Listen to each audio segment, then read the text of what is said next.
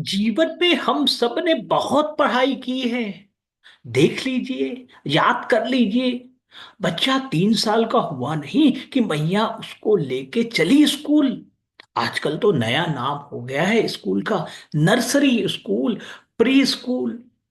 School की पढ़ाई की, कॉलेज की पढ़ाई की, इंजीनियर बने, डॉक्टर बने, पता नहीं क्या क्या पढ़ाई कर रहे हैं। अरे बहुत जरूरी है ये सब पढ़ाइयाँ। भौतिकवाद जो है ना, उसमें रुपया कमाने के लिए बहुत जरूरी है। और हमने सब कर ली है पढ़ाइयाँ। आजकल भारत देश में शिक्षा का स्तर बहुत ऊपर उठ गया है। तभी तो आईआईटी आईएम के लोग अमेरिका की कंपनी भी चला रहे हैं। भौतिकवाद में तो हम आगे बढ़ते जा रहे हैं, लेकिन बहुत दुख की बात है। बहुत दुख की बात है, स्कूल की पढ़ाई बहुत की, लेकिन स्कूल के करिकुलम में, पाठ्यक्रम में एक भी चैप्टर ऐसा नहीं आता जिसमें कहा गया हो जीवन कैसे जिया जाए। जी हाँ, बहुत मुसीबत झेल रहे हैं लोग, क्योंकि उन्होंने जीवन कैसे जिया जाए ये पाठ्यक्रम में पढ़ा ही नहीं।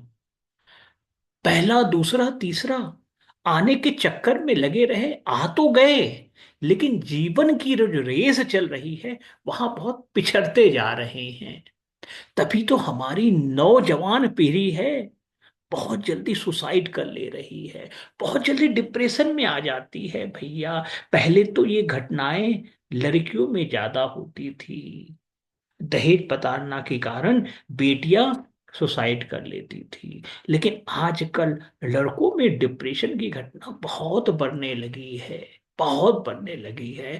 थोड़ी थोड़ी सी परेशानी आती नहीं कि लड़के भी वो भूल जाते हैं उनके पीछे जो माँ बाप हैं, जिन्होंने उन्हें पाला है, हर पल हर क्षण केवल उसी के लिए जीवन जिया है।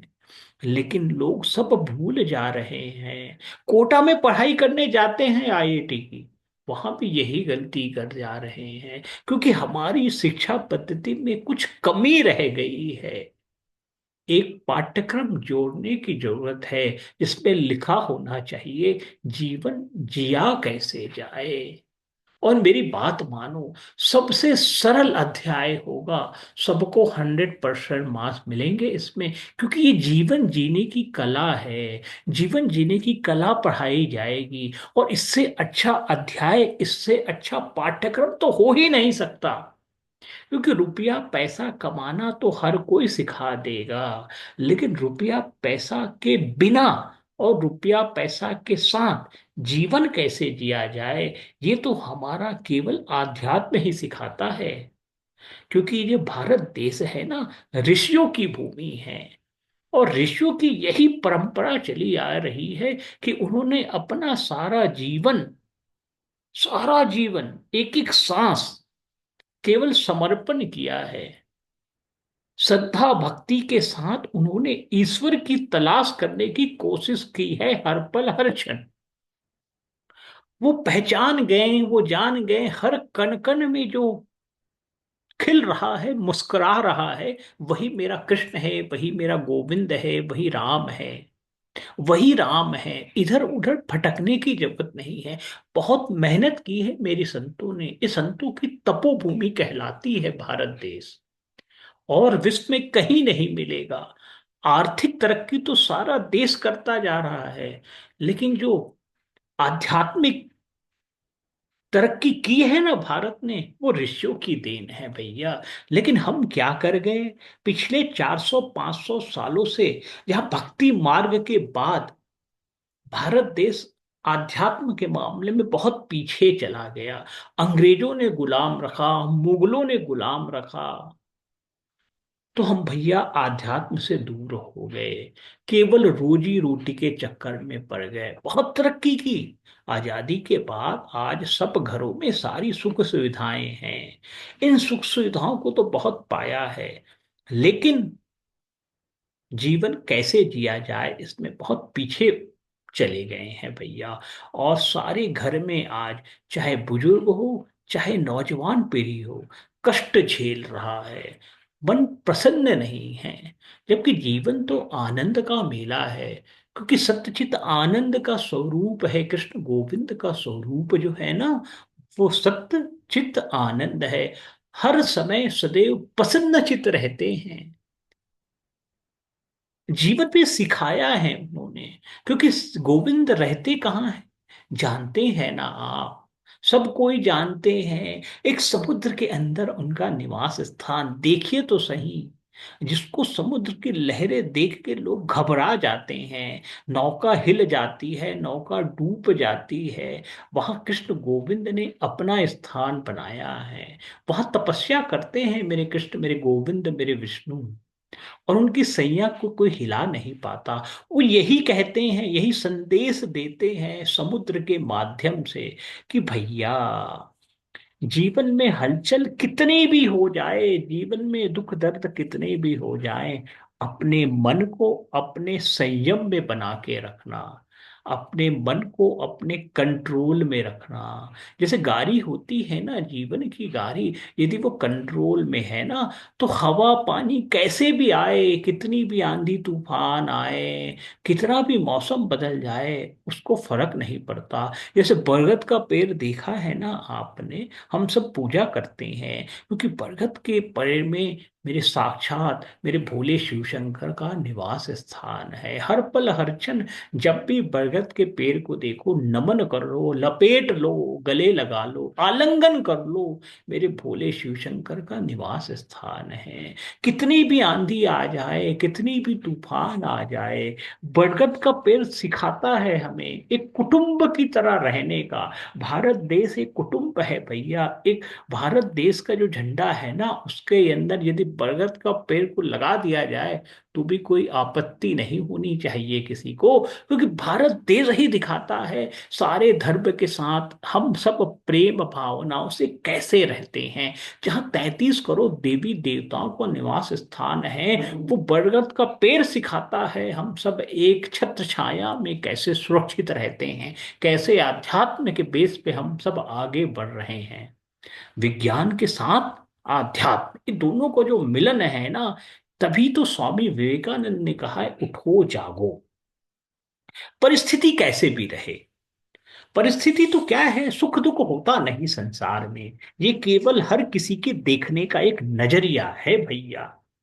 किसी को वो सुख लगे, किसी को वो दुख लगे, लेकिन सब नजरिया है। जैसे समुद्र के पास जाओगे ना, एक बच्चा मिलेगा जो क्या है, समुद्र के साथ खेल रहा है। अचानक समुद्र की लहरें आती हैं और बच्चे का जो चप्पल है, सैंडल है, यदि वो समुद्र में चला जाता है तो बच्चा बहुत दुखी होता है, कहता है समुद्र अंकल ने मेरी चप्पल को चुरा ली। देख लीजिए, बच्चा क्या कहेगा, बिल्कुल यही तो है ना, क्योंकि चप्पल खो गया है उसका। उसी पल एक मछुआरे आते हैं, नाव लेके जाते हैं, बहुत सारी मछलियां मिल जाती हैं।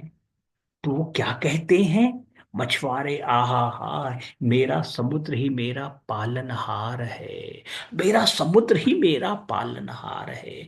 परिस्थिति वही है भैया, उसी पल उसी क्षण वही घटना घटती है। और किसी मैया का बेटा समुद्र में डूब जाए ना, तो उसके लिए उससे बड़ा कष्ट नहीं होता। और उसी पल उसी क्षण वहीं खड़े हुए एक मैया को समुद्र से मोती मिल जाए जिसकी कीमत करोड़ रुपए हो, तो वो समुद्र को कहीं भूल नहीं पाती, हर पल हर क्षण प्रणाम करती है। तो समुद्र हमें हर पल हर क्षण यही दिखाता है, यही जीवन का दर्शन दिखाता है कि सुख दुख है ही नहीं। जो गुजर रहा है, जो पल आया है वो गुजर जाएगा, लेकिन हमें हर पल हर क्षण अपने आराध्य को नाम याद करते रहना है।